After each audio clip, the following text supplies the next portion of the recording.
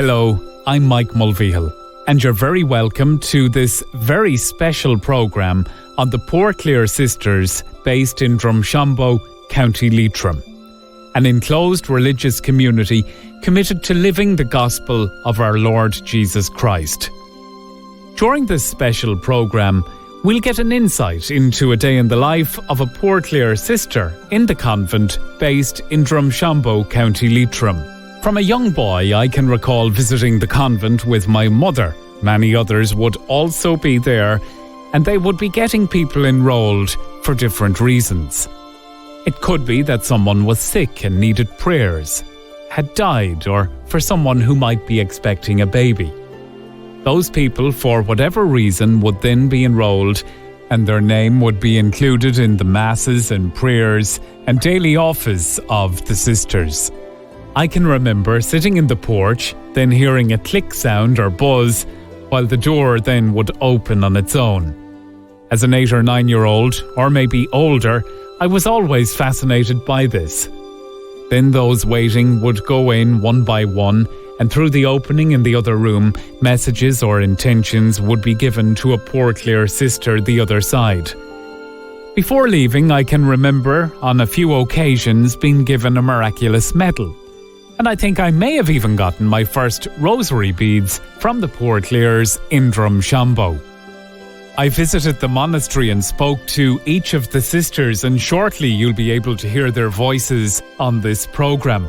But to start, Margaret V Horan, who wrote a book, A Journey, a Dream, the Drumshanbo Nuns story, is about to talk to us about the very early history. And we begin in 1850. I see the whole story in 3 segments. I see the first 4 years actually belong to the founding women who were Anglicans at the time.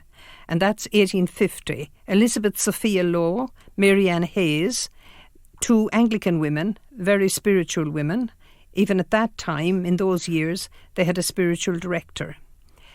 They both wanted to found a community of sisters, and so they founded the Anglican Sisters of Charity in London. It didn't last very long because there were riots and the community had to move. So both women decided that they wanted to become Roman Catholics, and they had instruction from a Father Oakley, and on October the 5th, 1851, they were received into the Catholic Church. There's an Irish connection at this stage. Archbishop John McHale of Tuam attended this service. They were confirmed later, and Cardinal Wiseman was the cardinal. And attending that was Henry Edward Manning, who was also a convert and who comes into the story later. So I see this as a great drama, because then I say enter Frances Maria Horne, and she actually was a daughter of a mixed marriage couple. So in February 1852, the 3 were received as secular tertiaries of the Franciscan order at Peckham, London. So they were now converts. They still wanted to found a religious community. And so in 1852, they were sent off to Paris to a novitiate. And the Franciscan convent was St. Elizabeth's. And I love this bit because it's a branch of the Third Order of the strict observance of the Picpus Reform. So they spent 3 months there and they received the novice's habit. And at this stage, we have their official religious names. We have Elizabeth, who became Sister Elizabeth of St. Clare Law. We have Mary Ann Hayes, who became Sister Catherine of St. Francis. And we have Maria Horne, who became Mary of St. Joseph. Do they return to London then? They do, and they were professed by Cardinal Wiseman. The first 2, the Elizabeth Law and the Mary Ann Hayes, they were professed in 1853, and the new arrival then, the third person of the community, was professed in 1854. So that's where we get the foundation of the Drumshanbo community. Their foundation date is 1854, because these women had to be professed and they had to be Catholics to do that. You're listening to Margaret V Horan talk about the very roots of the Drumshanbo Monastery and the Poor Clares sisters as we know them today. And we will be getting to the Poor Clare sisters. We'll be speaking to them. We'll be hearing about what it's like in the monastery in Drumshanbo. We'll be hearing about the road and path that they took to Drumshanbo. All that is coming up on this programme. But getting back to the story, Margaret, after that profession, we're at the year of 1854 to 1864, and this is the 10 years that is so important. That's the journey I talk about. It took 10 years from the foundation of this Franciscan community, of the strict observance of the Picpus Reform, to get to Drumshanbo. And it is a wonderful Wanderly Wagon journey. The foundation now is going to take us to a place called Islington in London, and it's a location which is going to come up again later on in the programme. That's right. And that was the foundation at this convent, right? And Sister St. Clare was the superior. And enter now, we have two postulants, right? We have Honora Horan, and then we have Helena Hoy.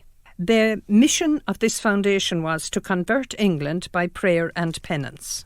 So at this stage, Margaret, they're now professed and they're back in England.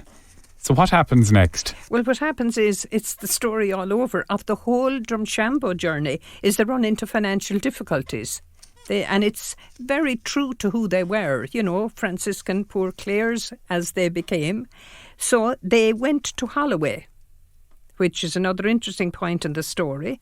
And the convent there was called our monastery, St. Mary of the Angels, giving it an Assisi link with the story. Now, in 1857, the enclosure and perpetual adoration were formalised. So we're up now to about June of 1857. And enter 17-year-old Mary Ann Madden of Aircourt, Galway. And she came with her daddy to visit, and I think it was Corpus Christi, so it would have that thing of flowers and monstrance and a beautiful atmosphere. So she refused to go home. And, most unusual for nowadays, she joined the community there and then. So we're up then to January 1858, right? And she was received as Sister Mary of the Angels. So she was the first Irish profession. So I talk then about what happens I call it Act 1, Scene 3. 1858, this mission is now impossible. We're running into trouble again. And we have the landlords of Wexford, Gorey, Mr. and Mrs. Ram, visiting. Now, they would be benefactors. So, when they heard of the plight, they decided that they would give a cottage for the sisters on their estate in Wexford. And on December the 7th, 1858, that was when the gory part of this story began. To get to Ireland, though, they did have financial trouble and they depended on friends to support them in their travels. And they made novenas as usual. And they eventually then made their way. They're now in Wexford. And also, they were offering a space for the Franciscan fathers, which is very interesting because it meant that they would be spiritual directors and they would also celebrate the Eucharist for the sisters. So they had space there too on that estate. Now, the interesting thing about that is that the Rams ran into financial difficulties. They went into liquidation and they couldn't support the communities. And this is an interesting connection because the Franciscans were invited to Killarney.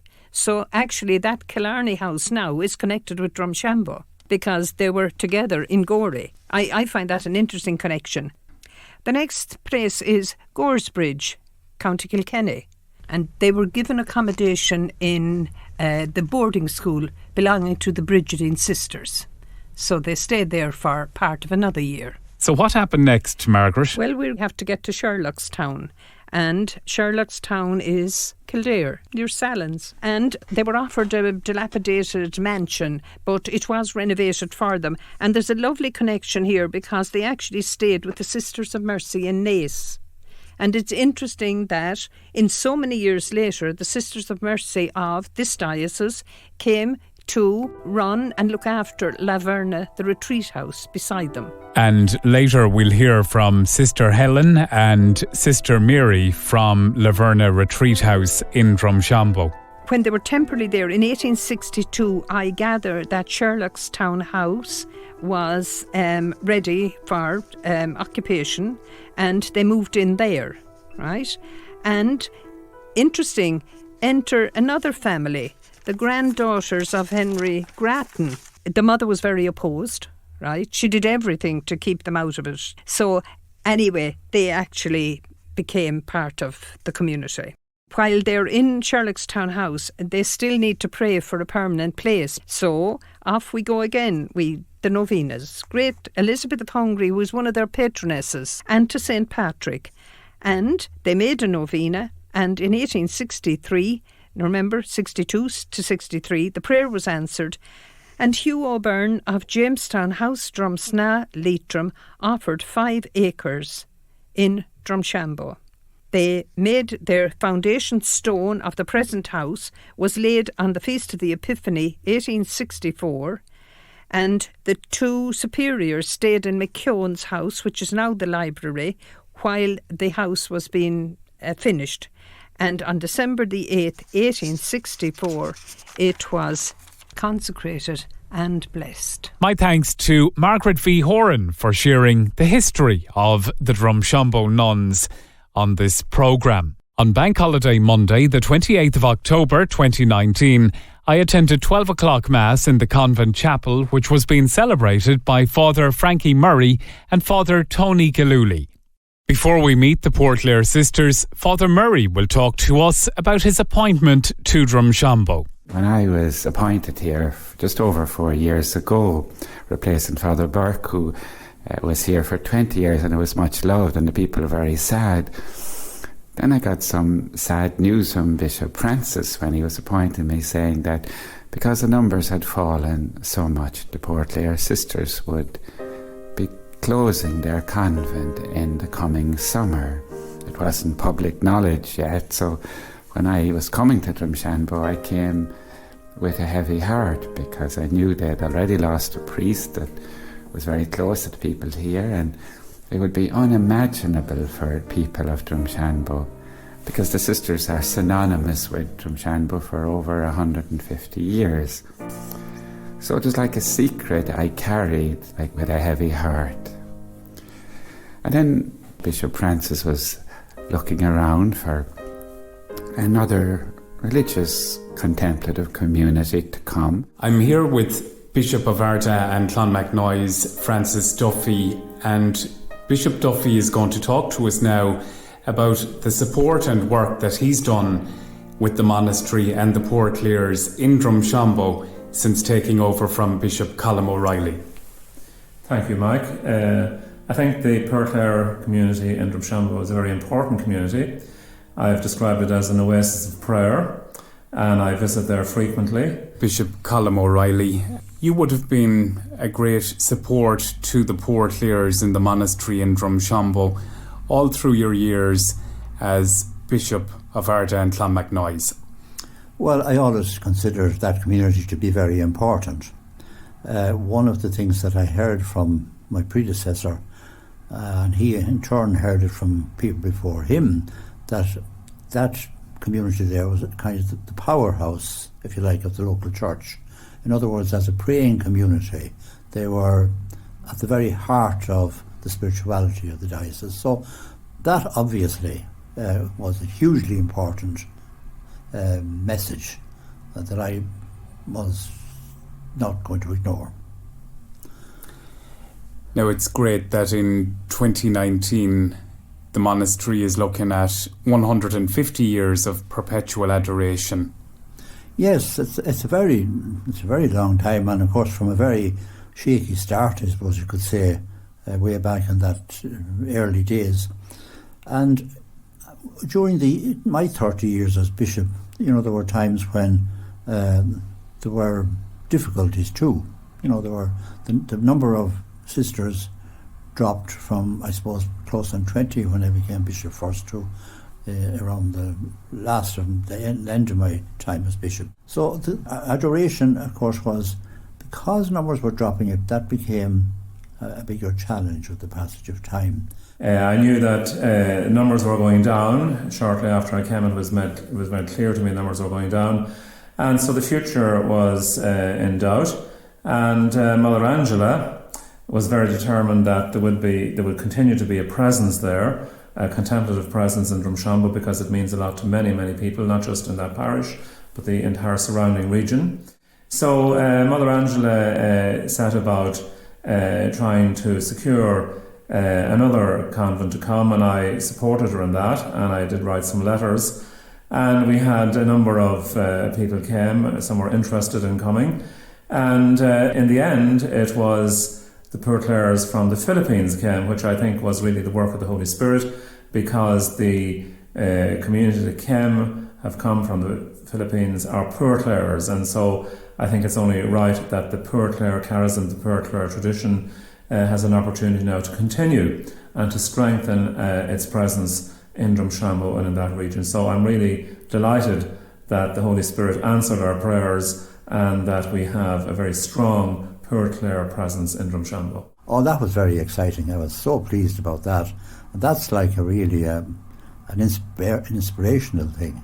Not only are they been helpful, but their very presence there and their outgoing and cheerful attitude to life and all that is really heartening and has lifted the spirit really very, very considerably. I'm absolutely delighted about that. Father Peter Burke spent 21 years at St Patrick's Church in Drumshanbo in County Leitrim, and here he shares his memories with us from that time. Well, I arrived in Drumshanbo in 1994, September 1994, and I spent 21 very happy years there. And obviously during my time there I had a very close relationship with the Poor Clare sisters. For a start, daily Mass was celebrated in their beautiful little convent every day, together with Mass on a Sunday. I was always very struck by the sense of the sacred in that place. We often say today that we've lost a sense of the sacred, but I think people who came into that spot were very aware that they were on holy ground when they entered. So apart from the daily Mass and Sunday Mass, of course there were some special occasions too which were very memorable. In Millennium Year, we started doing some of the Holy Week ceremonies in the convent garden. Think particularly of the Stations of the Cross every Good Friday and the Dawn Mass on Easter Sunday. There was something very special about that Dawn Mass and the Stations of the Cross in Holy Week. The other thing, when I was trying to just think of their contribution over the years, I think it was very appropriate that the foundation stone for their convent was laid on the Feast of the Epiphany, Wednesday, I think it was back in 1864. As we know, the Feast of the Epiphany celebrates the coming of the wise men and the showing of Jesus to them, indeed the showing of Jesus to the nations through them.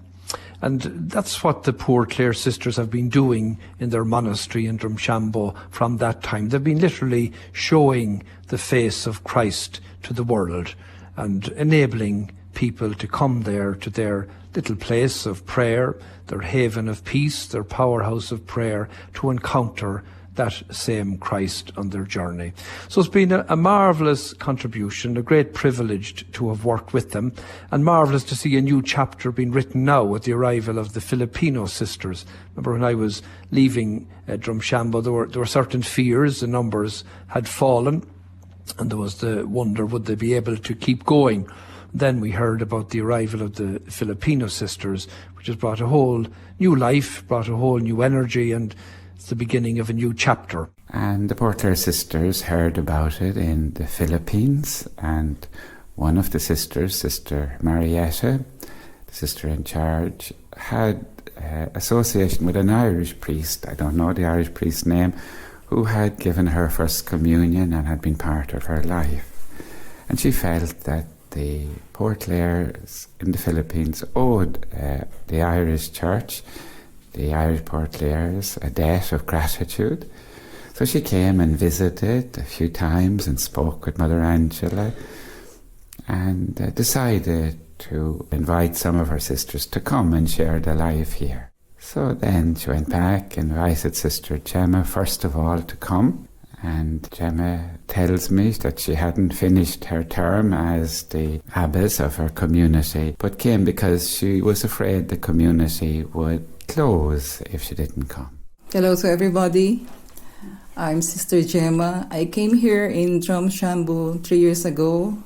I will say it's not an easy life for me since I arrived, but I could say from that time on until today, it's worth coming, and I'm happy at the moment because the joy and peace I have is that I was able to answer God's call to mission. When I came here, I think the joy and peace I have is because I experienced God through the journey with His grace, with His love, with His mercy, and I have all the support here with my loving community, our bishop and Father Frankie, our mercy sisters, Sister Helen and Sister Mary, with Father Tony and all the priests in the diocese. And aside from that, I have experienced the generosity, the support and love also of the people, the whole people of Drumshanbo. So,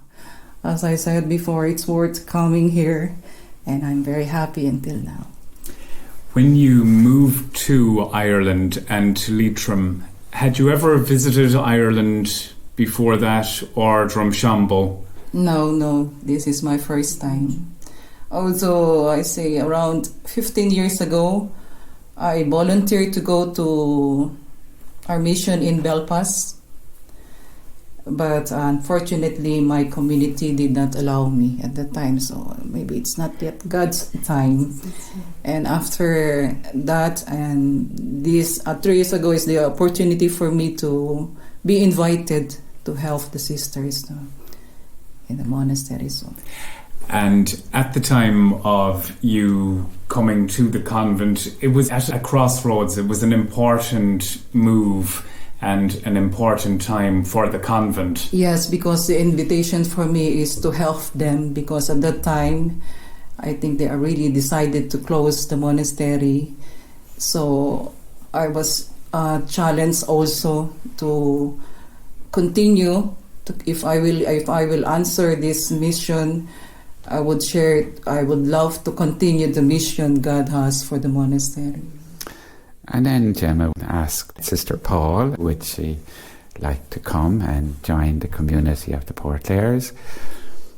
And Sister Paul, I love the story, without saying, give me time to think, said, I will come and join. I've been asked by Mother Gemma if I can come and help our community here in Drumshanbo. Without hesitation, I said yes, if my community in the Philippines will allow me to come here. And I'm happy that my community in the Philippines allowed me. And then knowing this is God's calling for me to follow Him in the mission, then I arrived here last July 2017, 2 years ago. Then my only inspiration is to do the holy will of God always and to follow Him wherever He leads me. So now we had Sister Gemma and Sister Paul, as well as our 4 sisters here. Up to 6, our community was saved. Yeah. They came later. I'm the very first one. She was our eldest. Yeah. And our formator. We belong to the same community. Yeah. That makes it easy to invite them. But not content with that, Sister Gemma went back again, met Sister Michael. I said to Sister Michael, who will I ask to come to Drumshanbo now? They must be known about Drumshanbo at this stage in the Philippines. And I loved the answer. Sister Michael said, ask me.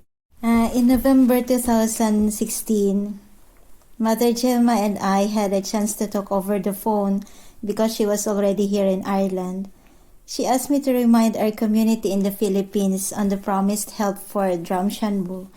She asked me also if I could recommend sisters who would want to help her in Drumshanbo, and I just told her, I can go there and help you. Mother Gemma would not invite me to come here because I was formator in the Philippines at that time. And she knows that I have no interest in going to mission that before. However, after a year process, I am here now in Drumshanbo helping our sisters here. So she asked, and now Sister Michael has come to join Sister Paula and Sister Gemma and join Mother Angela, Sister Judith, Sister Dominic and Sister Clare. So now we have 7 healthy community here in Drumshanbo. We're all one. Yeah. We're all one. It's cleansed. Sister Dominic speaking there. Mother Angela now talks about her life before entering the monastery in Drumshanbo. I'd lived in America for 5 years. It was then I had my only ambition at that stage was to go to, that was my very worldly, was to go to see the skiing in the Swiss Alps. And the other was to get a yellow Cadillac.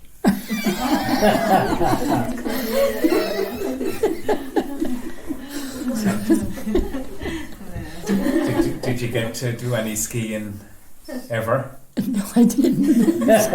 Skating all right, and I skating a lot of that. Yeah. When the call came, really and it was to Drumshanbo. And during your time here in the convent, you would have been alongside many different characters. Oh yes. I'm here 67 years. Someone advised me not long ago, and to think of something beautiful from each of the ones that I knew. I haven't done it yet, but it's a lovely thought, all right, because it was very easy to think of good things. And the great love they had for the Franciscan Poor Clare life, and the great love they had for the Blessed Sacrament. At that time we were staying up all night, of course. I remember when Sister Judy entered, we'd be called at any hour during the night. You know, it could be 1 o'clock, 2 o'clock, 3 o'clock. The call was always welcome, always happy to be called. Yeah. And I can remember Sister Judy, she liked to sleep in the morning if she could get it. But call her at 2 o'clock in the morning and she came up with a bright answer and delighted to be called. Someone said that because of our vocation, that we had a stronger faith in the Blessed Sacrament. Mother Angela, you would have been here during the time of the Third Order of St. Francis. Oh yes, I was here 20 years. And before 1970, it would have been tough in the convent when it came to the farm that would have been on the grounds. The change from the farm really was a liability to the community rather than an asset. And that's true. And of course it was. We were making with big dairy and we were making the butter and churning the milk and making the butter and all that. But it was a good, healthy life, you know. When we came into Poor Clares, there wasn't much of a difference, really. Yeah. When we came in, before we joined the Poor Clares, and before we even considered joining the Poor Clares, we had to renew our own constitutions after Vatican II, so we had to renew our own constitutions. And at the same time, the provisional constitutions for the Poor Clares came out. We had our own constitution written and ready to be approved in Rome and lived a life. Poor Clares came out. What is the difference? Get rid of the farm, that wouldn't be any problem. So really there wasn't a big difference whatever. Someone came to give us a retreat about it and he ended up saying you're more Poor Clare than the Poor Clares themselves. Because we were afraid, because we had a bigger garden and a bigger monastery than most of them, like that, you know, that we wouldn't be almost accepted as Poor Clares, but there was no problem with that. Would electricity, that would have come in probably around 1955? Well, we had electricity in the house, but very minimal. You know, if I can come in a little bit on that, Mike. Yeah. The Laird family had a powerhouse down at the mill race. That's right. Not far from where the Laird house is now. And they used to provide electricity for the town at a small cost. He provided electricity for the sisters here free of charge. As well as that, Mr. Laird made sure that the electricity was left on until 2 o'clock every night so that the nuns could say their prayers. There is other convents in the country. Yeah, we have a monastery in Dublin, in Carlow, in Ennis, in Cork and Galway, and one in Scotland who is a member also of the Federation in Ireland. Yeah. And the wonderful thing about it was the welcome that we got into the Poor Clares. We still have some of the letters that the other monasteries wrote welcoming us into the order. Sister Clare, you would have been the last professed here in the convent. Well, I'm a very late vocation. I did office work for quite a few years, and at times I had an idea that I would like to join a religious community and made inquiries. When I came to Drumshanbo, I knew straight away this is where God is calling me. But it took a few years later before I entered because I had family commitments. So eventually, in August 2011, I arrived here and I received the habit in August 2012, and that was a very special year here because it was the 800th anniversary of St. Clare founding the order. The minute I got the habit, I felt I was a true Franciscan. It was just a symbol of our life. And I was very, very happy to have arrived that far, even though I had a long journey to go at that stage, but it was a step on the way. So I made simple profession 2 years later, and then in 2017 I made final profession, which was a wonderful day, the happiest day of my life. And that was on the 11th of August. 11th of August. An important very date. Important day, yes. The Feast of St. Clare. You got the name. Yeah, Sister Clare. Margaret. We now hear about the vows which the Poor Clare sisters observe. They're 406, poverty, chastity, obedience and enclosure. Sister Clare now shares what life is like in the Poor Clares Monastery in Drumshanbo. We start early in the morning, 5:30. We're in the chapel for adoration, and we have divine office 7 times in the day. Office of readings, morning prayer, evening prayer, office for the dead. So we have a lot of prayer during the day. We also have, we each have an hour's adoration, and we finish with an hour's adoration at night from 8 to 9. And that's great too. Yeah. Only I don't get staying up for the last hour. Also we have general, as any family, general housekeeping, preparing dinners, laundry, usual housework, and recreation. Is there television time or radio time in the monastery? We have television, but we watch only limited programs like religious films, and if there are special occasions like when the Pope arrives, we watch news and some religious films that might help us, inspire us also. But other than that, no. And what about holidays then? I know that the Poor Clares are enclosed, but is there any holiday time? Or no, we don't have holidays. Holiday with the Lord. Holiday with the Lord. No, we don't have that. Celebration, just doing celebration. Yeah, we have our own celebration in the community, celebrating. I think that's our special holidays, anniversaries, and birthdays and things like that. And the special feast of the church, like Christmas, Easter. So we celebrate it among ourselves. Joyful also, joyful celebration. Earlier we did a lot of art, like altered cloths, bohem covers and all that kind of thing when we had more in the community. But nowadays the number is lower, we haven't.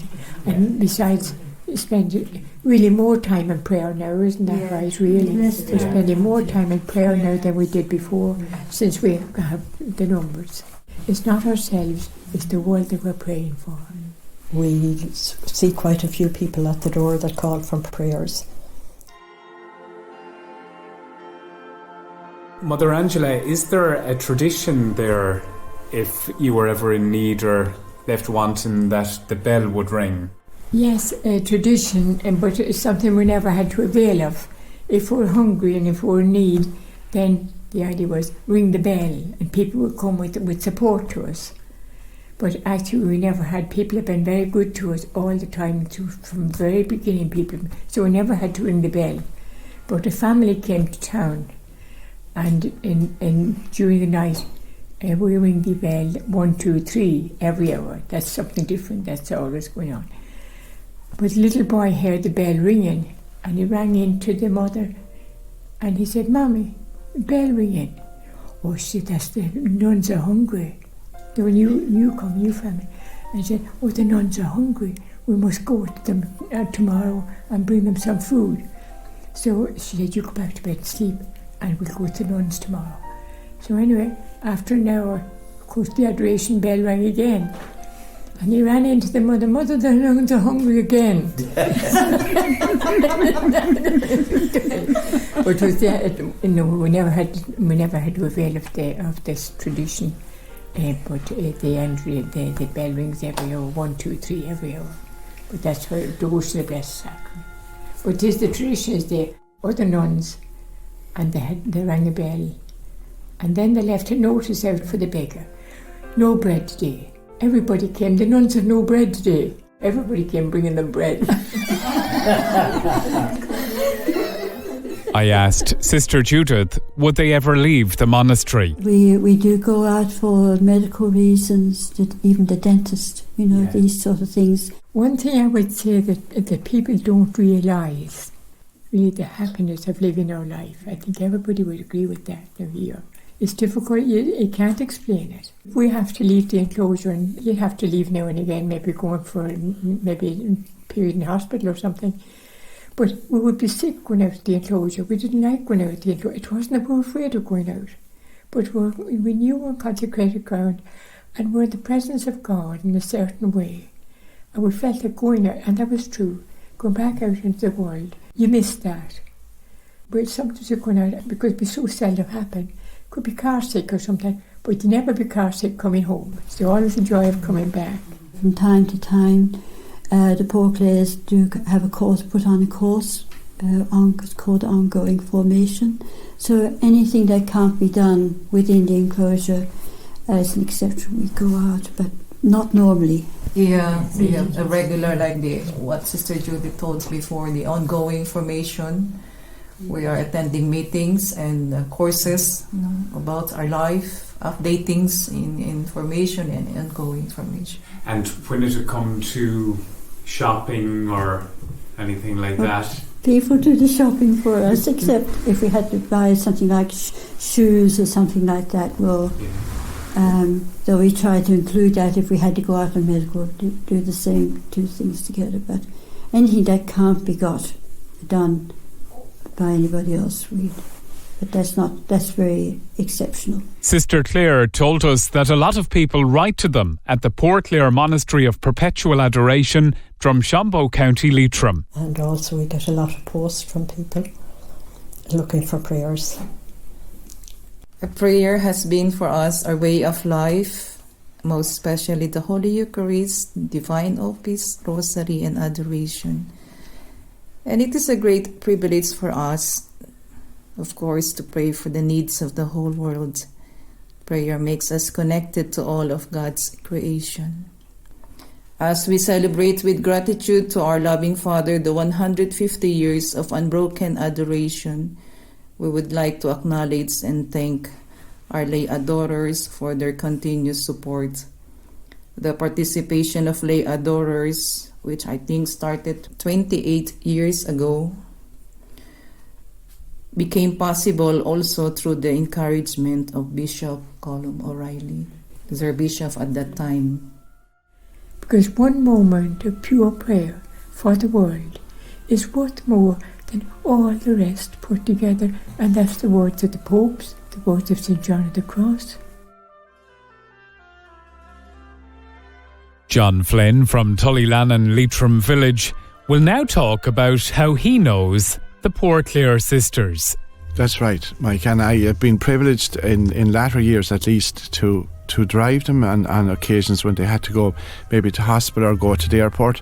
And in latter years, of course, we've been blessed that the 3 nuns came from the Philippines and that they are now at home in Drumshanbo. And it's also a reminder to me that history is repeating itself. Some years ago, there were no Filipinos present then, and it looked like numbers would mean it would close. So with the passage of time, these 3 sisters have come from the Philippines. The first 3 sisters came from England, and in some ways that's given us a new hope, and it's something that we can celebrate, that the convent will continue. John Flynn now shares a story connected to the Poor Clares in Drumshanbo. In the 1930s, there was a lady down in Balladera whose husband was very ill, and he needed prayers, he needed help, and she walked a particular time on a particular day to Drumshanbo with no food, and she got a cup of tea or whatever from the nuns in Drumshanbo, and she walked back. And that would be one story, but in a time when there was no motor cars or no help for her, and her faith and her belief in the prayers of the Poor Clares is telling. There's a story told of someone, and it was true, that we're back in the Troubles in 1921 or 22 or something like that, and when there was trouble in Ireland, and he was going at 2 o'clock at night. He was heading out to do harm. He was going to kill somebody, and the bell rang. The triple bell rang, and that stopped him. And he said, the nuns are praying. We're praying all night, of course.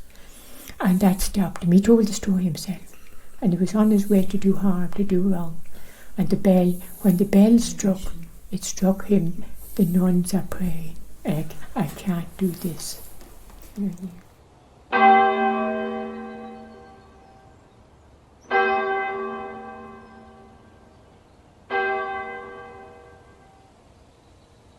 The bell that we hear so often, that's the same bell that's been there all through the years of the monastery. Yes, I'm not sure just when the bell was erected, but it was erected by a sister, the family, benefactors of the sister in the community. And at her profession, her family in Dublin presented the community with this bell. And that bell is ringing now every hour, really. 3 tolls on the hour, near night. As well as the bells for masses and all that. That's going on all the time. And my father used to say that anybody who hears that convent bell, that you're saved from storms and from flooding, if we can hear the convent bell. And I remember him and a neighbour of mine both gone to God talking about this. Yeah. And they said, sure, hearing that bell is like hearing the voice of God. It would be a call, of course. Yeah. It would be a call. Father Tony Gilhooly now talks to me about his vocation to priesthood in his 40s and the spiritual guidance he believes he received from the Poor Clares in Drumshanbo.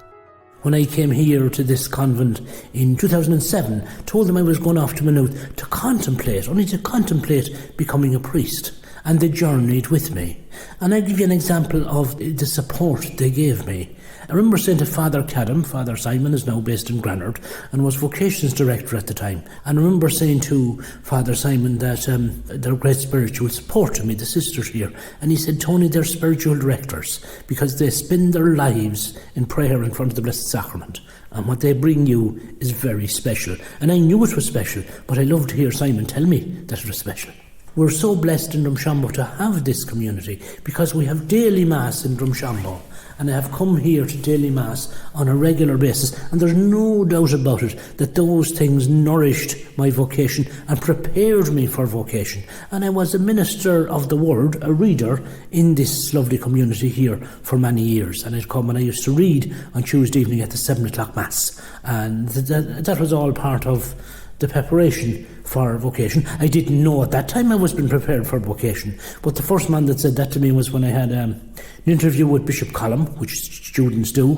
The first thing you do is you do an interview with your bishop, and he asked me about my religion. I told him about my association in the parish, in St Patrick's Parish and here, and he said, he said, as I see it, the Lord had you in formation long before you were in formation formally.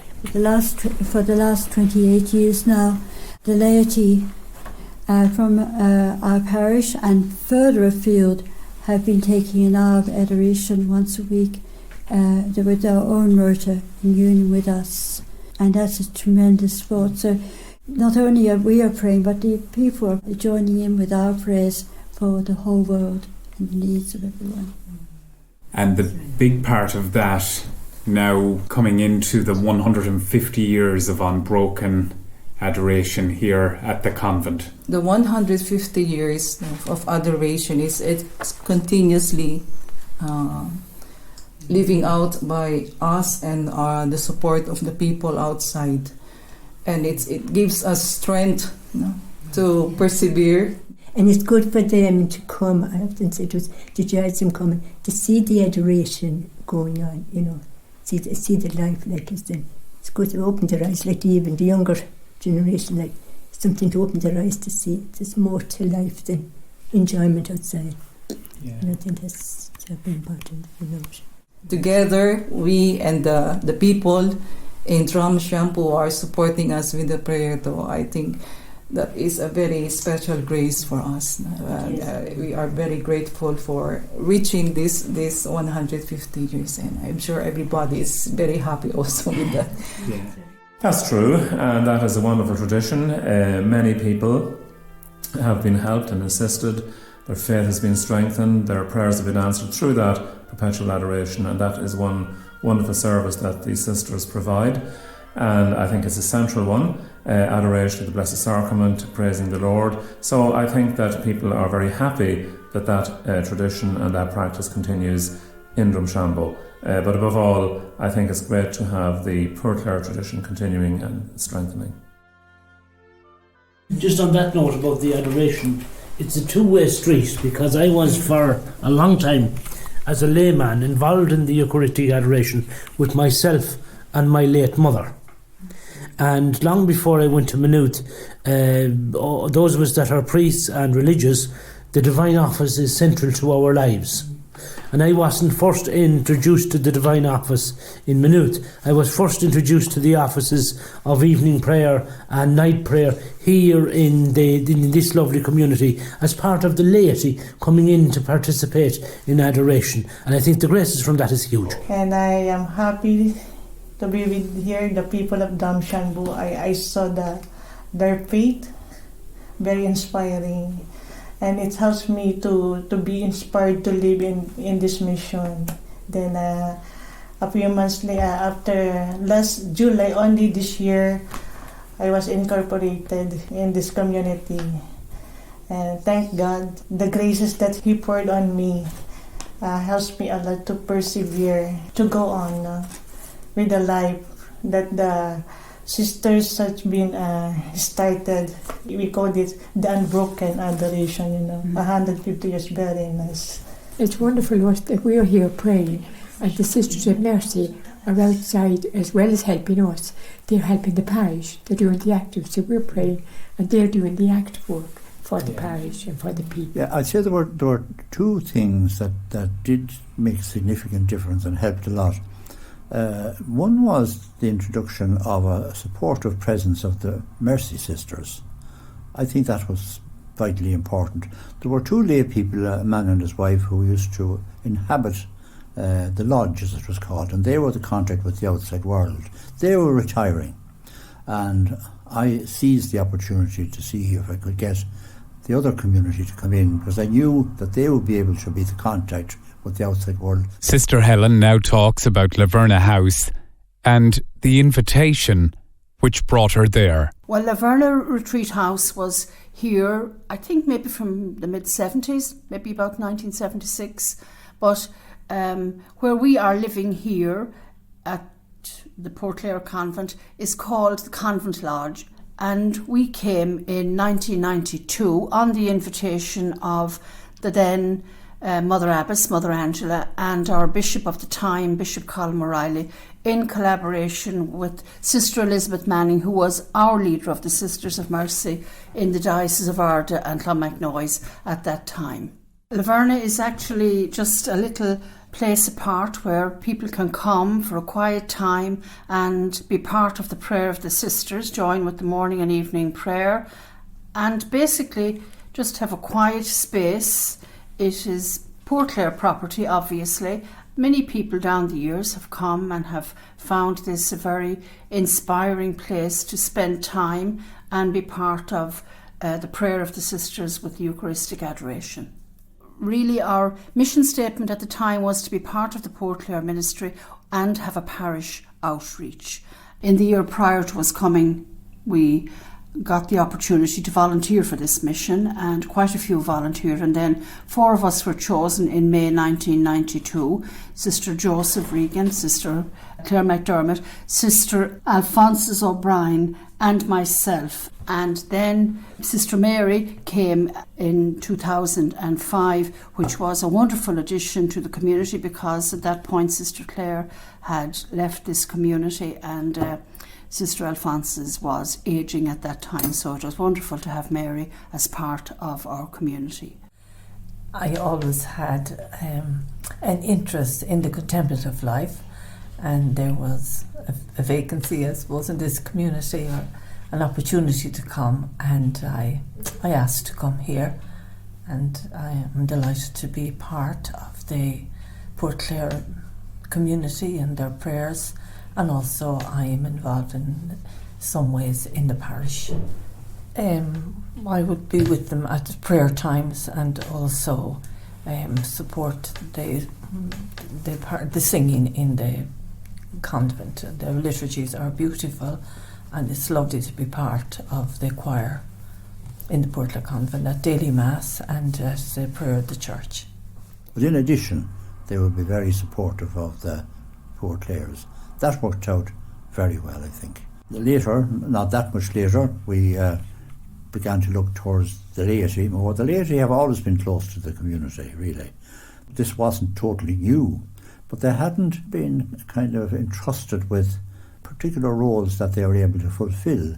For instance, the sisters were doing all-night adoration. With the numbers dropped and their age increased, that became burdensome and difficult. So having lay people to share that burden was a very great help. And it was very, very good for the laity as well. And by letting the laity come and join you in prayer is such a huge gift for the lay people and for all of us. Like the lifeblood of Vatican II is full and active participation of the laity with the priests and the religious. It's very much a two-way street, and it's God working through each and every one of us, and we all have different roles in life. The monstrance after Mass, the monstrance is placed on the altar for adoration as a symbol of continuity between adoration and the Mass. Father Tony Gilhooly was present during the recording of this documentary on the Poor Clares in Drumshanbo. And Sister Dominic, who was also present, spoke to us about her years as Sir Christian in Drumshanbo. I don't know how many years, to be honest with you. I suppose when my aunt was in the sacristy, and then when she passed on to the Lord, I wasn't able any longer. I was probably told to take it up. But I mean, I enjoyed going around there, looking after the Lord. I was saying the altar cloth and everything. It was beautiful. There with the Lord, and you were there with him all the time, like you were in and out, kind of doing this and that, and putting out the vestments with the priest. Like, just so beautiful. No matter what you're doing, anyway, it's all for the Lord. Like, but it was tremendous for me, like that, to say that I had that privilege. of looking after him. Sister Dominic, are you long in the convent here now? I am over, how many years now? I'm over 50 years, 52 years, Professed. And I was 18 when I entered, I was 18 years old. But I mean, I was just so happy like that was a calling. You know, I was lucky, I suppose, like I wasn't far away from our church. You know, when I'd go out in the yard and I'd come out and I'd say, oh, there's the spine of the church. You can see the spine of the church. And of a Sunday, if I was like going to be free, maybe Sunday, I'd get a bus, I'm going to come to the church. You can get the holy water. I always make sure there was plenty of holy water in the house. Ensure there was holy water, shake the holy water around it, for everything, the kettle and everything. And I say, you know, that's just God's goodness. Like you said. It's been so close to the church, I suppose, meant a lot too, you know. Because you know he was there. Like it's only, look, he's over there, like you said, the Lord was here. Sister Michael now shares with us what it was like for her personally when she was contemplating about joining the Poor Clares. My vocation in the contemplative life, I felt the emptiness of everything at a certain time.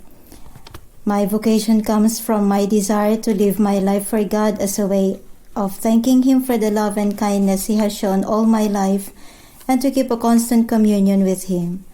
I want to offer the remaining years of my life near God and think of nothing else but to serve and be with Him through a contemplative life.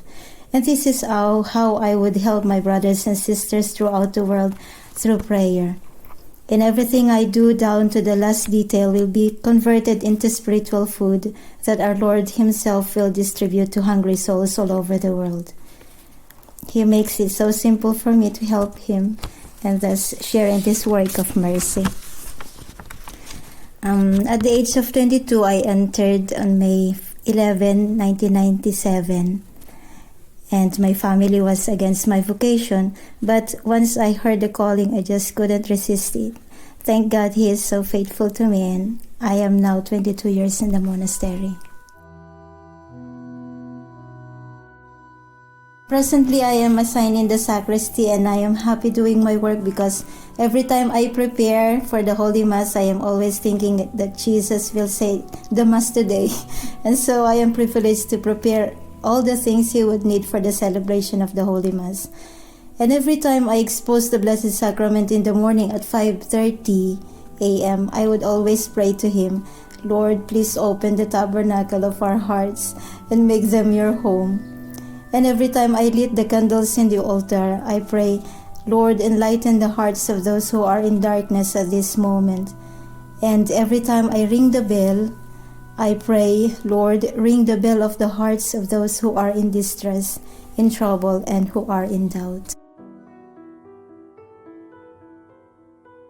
Sister Judith now explains how her own family reacted on hearing the news that she was joining the Poor Clares in Drumshanbo. My family, I did everything.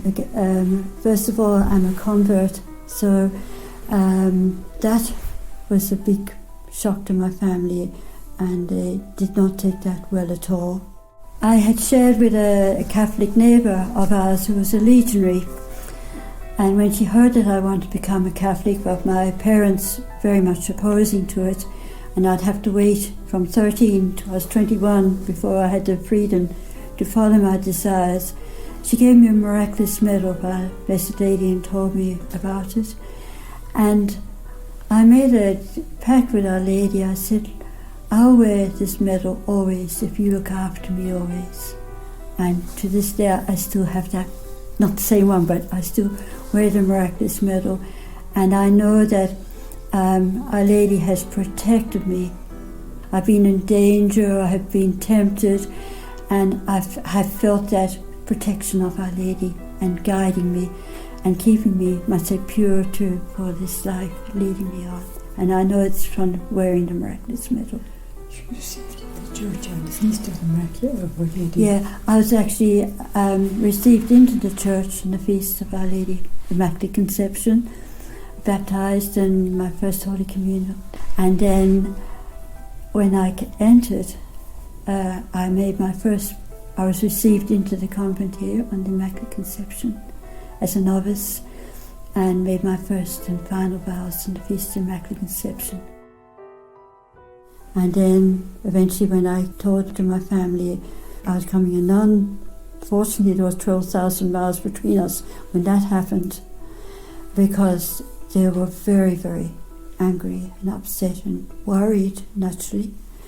And it took Cardinal Daly, actually, he was going on some conference in Melbourne, and he stopped off in Perth and met my parents, and that brought some great deal of reconciliation. They were so honoured to have this person come to meet them. And they had come over several times from Australia to bring me home, but they couldn't. And then when they saw me and saw that I had matured and how happy I was, that made it hard for them to bring me home. They knew that I had found my happiness, so they were eventually reluctantly accepted my vocation.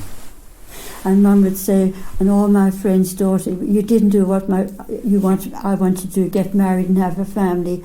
And all my friends' daughters now, they got married and they separated and they're unhappy. But my daughter's happy. Sister Judith now talks about the similarities that she finds in herself and the founding members. I happened to be born in the same district in London, round the corner from where this community actually was born itself. In Islington, I was born there. And then as a baby, we lived in Africa for 3.5 years of my life. And then from Africa to Perth. Not only that, I found that I was also a convert to Catholicism, like our foundresses. So I felt I had a great, connection with them. And you would have converted from Anglican as well? Yeah, but not a practicing one. I wasn't brought up in the faith at all. My parents rarely went. And at what age then would you have practiced Catholicism?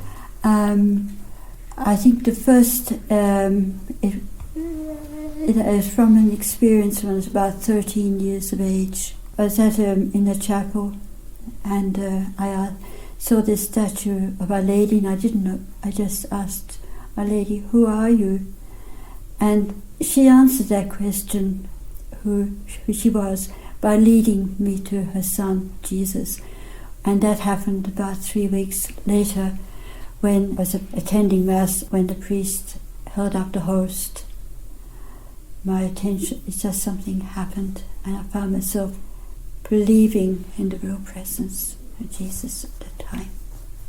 Our life is not just praying in the church and then going out and doing things. We're supposed to bring our prayer into our life and whatever we do. That's a challenge. You get absorbed in things, but that's our challenge, that we bring our prayer into our living outside when we go to other jobs.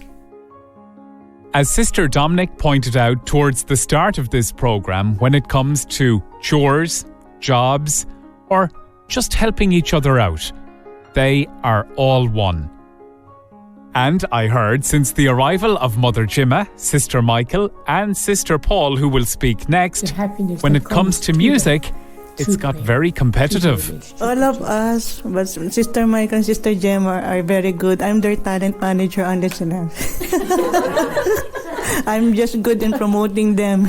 They are very gifted by God. Not only them, also my sisters here, they are very good in singing and very cooperative.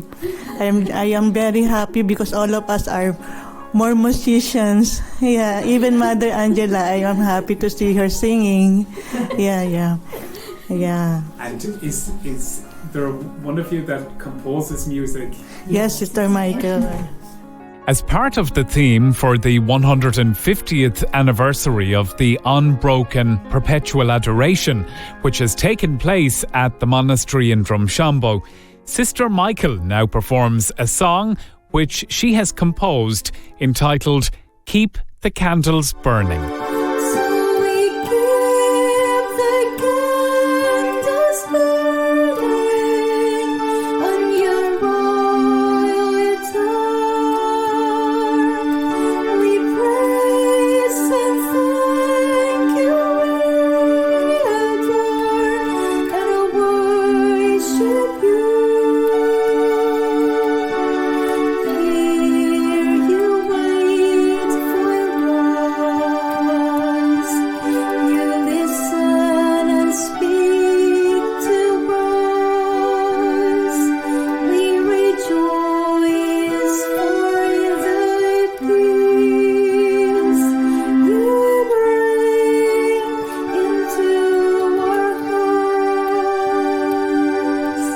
Sharing her story next, Sister Judith now explains the road she took to Drumshanbo in County Leitrim. I came from Perth in West Australia. I had only just barely arrived in the country when it was a bank holiday weekend, and a friend and I were going to hitch down to Galway. And but I was nursing, and a patient said, "Look here," he said, "I have a friend who's a TD, and he's going up to the Donegal and get you a free lift to Donegal, or a free lift or something." So we took it, but he didn't come at 6 o'clock to pick us up when he should have. It was late at night when he eventually arrived. So we arrived very late up in Donegal. His name was Paddy Hartburn. The chance he died a couple of years ago now. And while I was waiting for him to pick me up in the car, he was about 3 hours late. I'm sort of jumping back a bit now. I was coming home from work, and I was waiting for the bus. And I went into a paper shop and brought the Irish Catholic. And on the way out, something made me see another paper I'd never seen before. So I went back and asked could I switch papers. So when eventually I got back to the flat and I was waiting for the lift to come, I was flicking through, and there was this ad from Drumshanbo, and it just hit my heart. It was like a thunderbolt. It just struck me. I said to my friend Marie, I said, "Look," I said, "Donegal, Drumshanbo, it's not that far away." I said, "We have to come home by Drumshanbo. I have to see this place." So on a Sunday morning, early one morning, I rang the doorbell, and it was a Sister Agnes that answered the doorbell. And they got a surprise when she went back to tell the sisters there were 2 girls from Australia thinking about the life, want to know more about the life. They were actually having a meeting at the time about scarcity of vocations. Now there were 28 sisters in the house, and they were worried about vocations then. Yeah. And they got surprised when they heard that I'd seen this advert, because it was not meant to have been in that edition of the paper. And I'd switched papers. Something made me switch papers, so that was 2 strange things. And shortly before that, I had gone to confessions, and the priest said, "Are you thinking about religious life?" And I said, "Yes, but I don't know where to go, and I've been fighting it for a long time." And he said, "Well, start a novena." So I was making a novena. The community were making a novena. And here I turn up. And at that time, did you both enter, you and your friend? No, my friend wasn't interested at all, but she was very handy because she pushed me all through the doors. I was real scared, stiff. It's a nerve-wracking thing to visit a convent for the first time, especially an enclosed convent, but you get the grace. But when they brought me into the chapel, and I knelt in the sanctuary, and I knelt there before the Eucharistic Lord exposed on the altar, I just knew that I had found where Jesus wanted me to be. I knew he wanted to be where he was, he had chosen, and he wanted me to be with him. So I never got back to Australia. So when you moved from Perth to Ireland, that was it? Yeah, I never realised when I left Perth that I wouldn't be going back to Perth. Yeah. But I had found what I was looking for. So that was the end of my travelling, and I had done an awful lot of travelling beforehand, and I didn't think I would last too long because of being enclosed. But no, when you've found what you're looking for, everything's... that moment when I realised that this is where God wants... It's like a ship coming home into a harbour. I was out in rough seas and currents everywhere. I was being drifting. I didn't know. I was searching, and yet it was mixed feelings. I felt the call, and I didn't want to follow it, and yet I did want to follow it. Any place I looked at or sniffed at, you might say, I knew it wasn't for me. And so I was at times quite cross with God. And I said, why the heck can you tell me straight out forward what I want to do, and then it'd make it be easier for me to do your will, Lord. But no, he teased me a lot. Yeah. And when we started talking about you moving from Perth, I think you mentioned nursing. Yes, I did my general and children's training, nursing in Australia, and then I travelled and I came over actually to Doherty, and I did midwifery, and then I went back to Australia again. Yeah. Because I had a boyfriend there. And I was fighting between him and the vocation and trying to bargain with God, and this is again the same thing. I didn't know where he wanted me to be. I thought perhaps I'll do a year's lay missionary work and then see how I'd go, but that never happened. And I realised that my boyfriend I had, it was a one-way love affair. My heart was somewhere else, even though I didn't know where it was. And I went to a stage where I wouldn't even think about religious life. I tried to put it out completely, but I couldn't. And I suppose it's listening to that, and I'm sure there's calls, there's a pamphlet here, and there's a piece in it about vocations, and listening to you, and you having a boyfriend in Australia at that time. Yeah. And for anybody listening to this now, it's never too late, even in your own life, to pick up on these little things, and you never know the path that it might be leading you towards. Yeah, well, I think that was all part of my journey, to have had a normal life. I enjoyed life. I loved dancing and social life. I loved fun. I did a lot of sailing and swimming, travelling. I knew what I was going to leave. Even though I had everything I wanted, there was that drawing for something else. If Jesus calls, and if anyone that has that relationship with Jesus, they couldn't do better for the world than to give themselves to a life of prayer, because it means prayer and sacrifice. The power of prayer and sacrifice is the great, and the popes have said that. It's the greatest power for the world. And for anybody that's listening now, Mother Angela, what should they do about the calling that they may find themselves with? To come and, get to know the convent, meet the abbess here and the community, and then they're given an opportunity to come and live the life. We call it a live-in.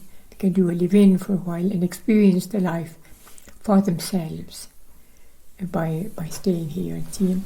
It's really the relationship with Jesus. That relationship with Jesus is something very special, and they will know themselves if that's what Jesus wants them to do. That would be my idea, really. If anyone really wanted, but you need to have to call. You would have to have the call.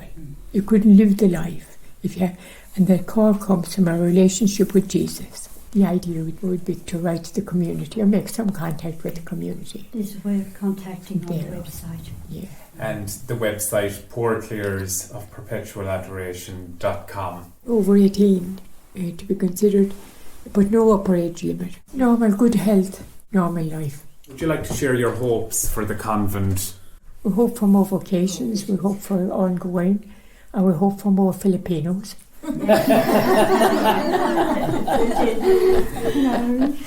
But we hope for vocations of our own. We have one girl interested now and very anxious to join us, which is good news, and we hope that will work and that more will follow her. To have some the Irish girls would come and continue. And we would hope that it would go on. Please God. We're almost at the end of our very special programme on the Poor Clares in Drumshanbo, County Leitrim. My thanks to the sisters for allowing me access to make this programme, and a special mention to Father Tony Gilhooly for all his help and guidance, and to all the other voices that you heard that made this programme possible. Thank you. So from myself, Mike Mulvihill, thank you for listening, and to finish, Mother Gemma with a prayer. The blessing of Saint Clare. May Almighty God bless you. May He look on you with the eyes of His mercy and give you His peace. May He pour forth His graces on you abundantly, and in heaven may He place you among His saints. May God bless you.